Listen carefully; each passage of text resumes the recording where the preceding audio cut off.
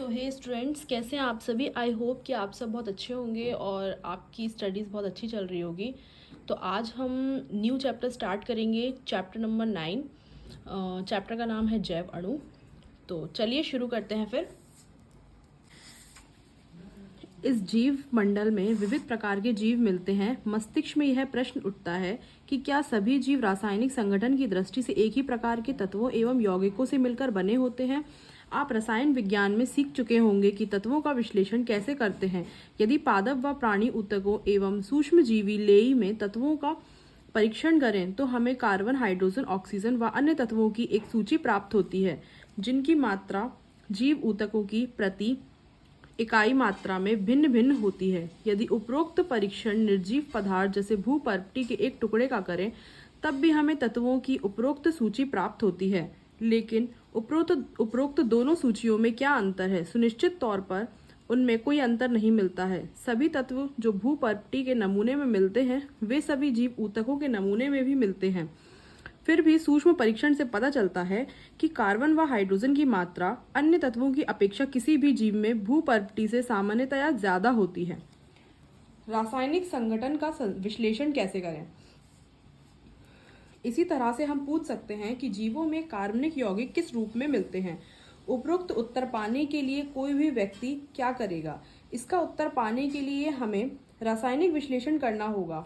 हम किसी भी जीव ऊतक जैसे सब्जी या यकृत का टुकड़ा आदि को लेकर खरल या मूसल की सहायता से ट्राइक्लोरो एसिटिक एसिड या अम्ल के साथ पीसते हैं, जिसके बाद एक गाढ़ा कर्दम स्लरी प्राप्त होता है। पुनः इसे महीन कपड़े में रखकर कसकर निचोड़ने छानने के बाद हमें दो अंश प्राप्त होते हैं। एक अंश जो अम्ल में घुला होता है उसे निस्यंद कहते हैं व दूसरा अंश अम्लों में विलय है जिसे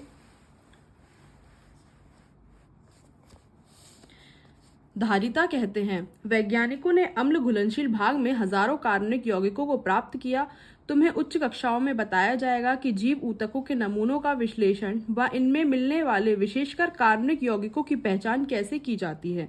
किसी निचोड़ में मिलने वाले विशेष यौगिक को उसमें मिलने वाले अन्य यौगिकों से अलग करने के लिए विभिन्न पृथक्करण विधि अपनाते हैं जब तक कि वह अलग नहीं हो जाता। दूसरे शब्दों में एक वियुक्त एक शुद्ध यौगिक होता है।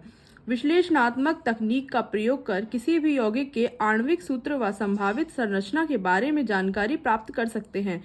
जीव ऊतकों में मिलने वाले सभी कार्बनिक यौगिकों को जैव अणु कहते हैं, लेकिन जीवों में भी अकार्बनिक तत्व व यौगिक मिलते हैं। हम यह कैसे जान पाते हैं? एक थोड़ा भिन्न किंतु भंजक प्रयोग करना पड़ेगा। जीव ऊतकों, पर्ण व यकृत की थोड़ी मात्रा को तोलकर यह नम भार कहलाता है शुष्क कर लें, जिससे संपूर्ण जल वाष्पित हो जाता है। बचे हुए पदार्थ से शुष्क भार प्राप्त होता है।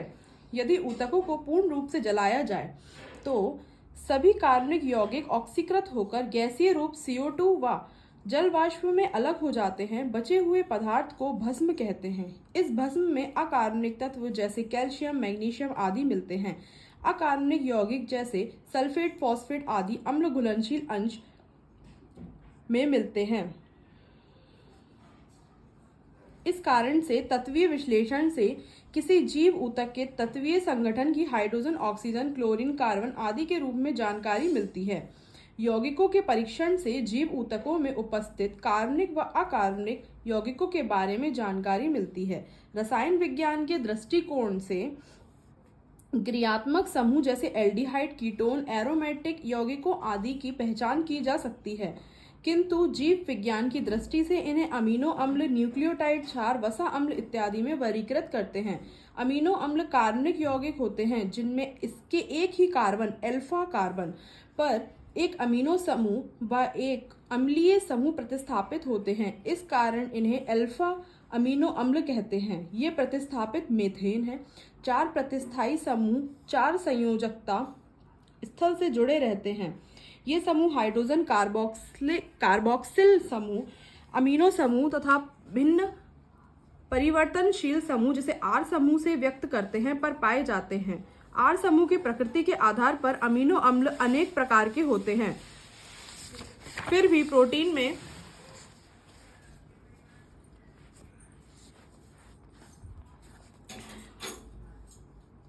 उपलब्धता के आधार पर ये 21 प्रकार के होते हैं।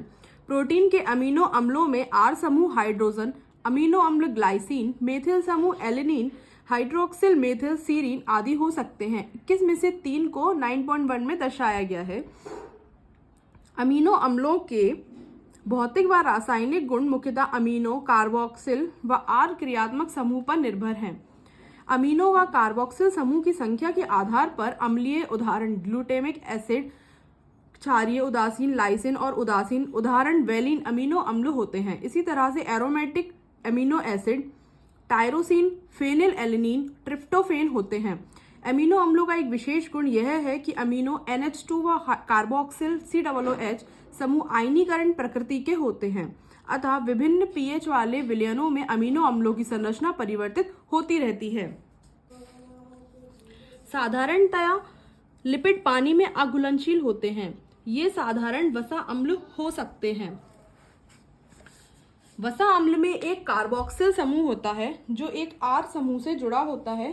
R समूह मेथिल CH3 अथवा एथिल C2H5 या उच्च संख्या वाले CH2 समूह 1 कार्बन से 19 कार्बन। उदाहरण पाल्मेटिक एसिड में कार्बोक्सिल कार्बन के सहित 16 कार्बन मिलते हैं।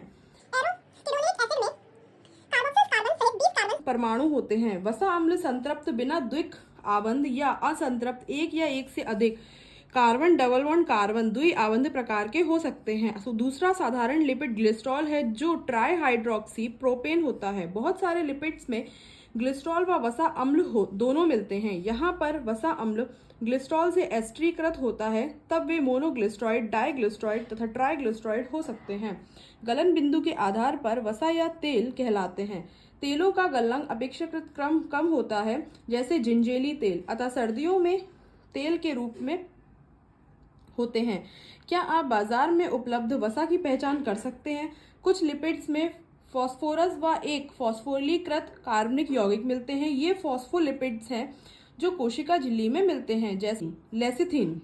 कुछ ऊतक, विशेष तौर तंत्रिका ऊतक में अधिक जटिल संरचना के लिपिड पाए जाते हैं। जीवों में बहुत सारे कार्बनिक यौगिक विषम चक्रीय वलय युक्त भी होते हैं। इनमें से कुछ नाइट्रोजन क्षार एडेनिन, ग्वानिन, साइटोसिन, यूरेसिल व थाइमीन हैं। ये शर्करा से जुड़कर न्यूक्लियोसाइड बनाते हैं। यदि इनसे फॉस्फेट समूह भी शर्करा से स्त्रीकृत रूप में हो तो इन्हें न्यूक्लियोटाइड कहते हैं। Adenosine, guanine, guanosine, thymidine, uridine व साइटिडीन न्यूक्लियोसाइड हैं। Adenylic acid, thymidylic acid, guanylic acid, uridylic acid, cytidylic acid nucleotides हैं। न्यूक्लिक अम्ल जैसे DNA और RNA आनुवांशिक पदार्थ के रूप में कार्य करते हैं। ये आप देख सकते हैं, ये कुछ जीव ऊतकों में पाए जाने वाले कम अणुभार के कार्बनिक यौगिकों का चित्र दिया हुआ है। ये सबके बारे में है। जैसे ये पहला शर्करा कार्बोहाइड्रेट के बारे में है, ये अमीनो एसिड्स है, ये पाल्मेटिक एसिड का है, ये फॉस्फोलिपिड लेसिथिन का है, और ये ग्लिसरॉल ट्राइग्लिसराइड वसा एसिड का है। ये वसा और ये पूरे जो दिए गए हैं इसमें, ये वसा और तेल है जिन्हें हम लिपिड कहते हैं। कोलेस्ट्रॉल भी इसी में आते हैं। ये है adenine, uracil, adenosine, uridine, adenylic acid. ये सारे न्यूक्लियोटाइड्स हैं और ये है नाइट्रोजनस बेस और ये न्यूक्लियोटाइड है। प्राथमिक व द्वितीयक उपापचयज ये हम नेक्स्ट वीडियो में देखेंगे। तो मिलते हैं नेक्स्ट वीडियो में। तब तक के लिए bye bye, thank you, take care.